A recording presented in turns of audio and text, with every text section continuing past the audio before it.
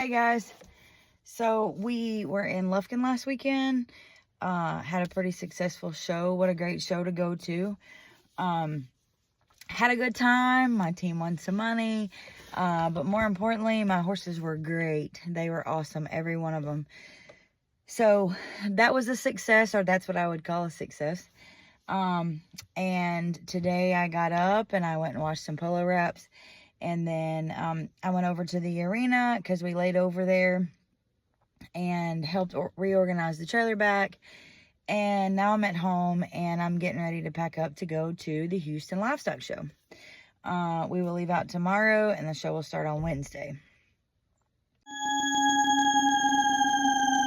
Now, I wanted to touch on a subject, and I'm sure that this goes for more than just this industry, obviously, but reputation. I've been doing this like 3 or 4 years as my main hustle.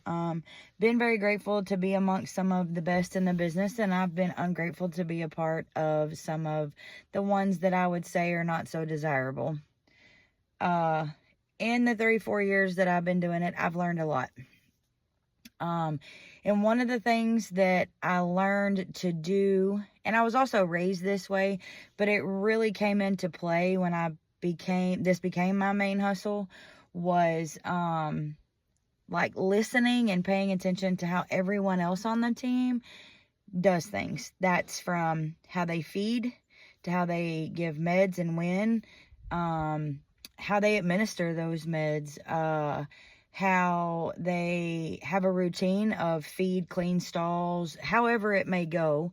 Most of the time, if the newbies, and I was a newbie at one point, will just watch and then copy that. I don't know any other way to say it, but, do the same thing that they do. If someone asks you to go do something that you're not real sure about, ask questions.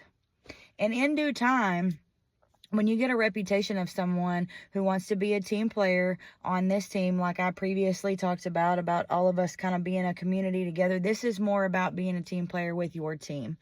The more that you reciprocate the things that they ask you to do, or copy the things that maybe you've seen them do, or ask the questions on the things that you don't know, word gets around that you're either a team player or you're not a team player. You either accept criticism or you get pissed off. And don't think that word of mouth is by the wayside, so to speak. Don't think that that's old times, because in this industry, word of mouth is the number one way for your reputation to precede you or hurt you. So don't think that people don't know what you do or what you've done or what you've said or anything else. I personally would like to believe that I have a good reputation in this industry. And I don't like to talk about myself, but I don't know how else to get this point across without talking about what I've done.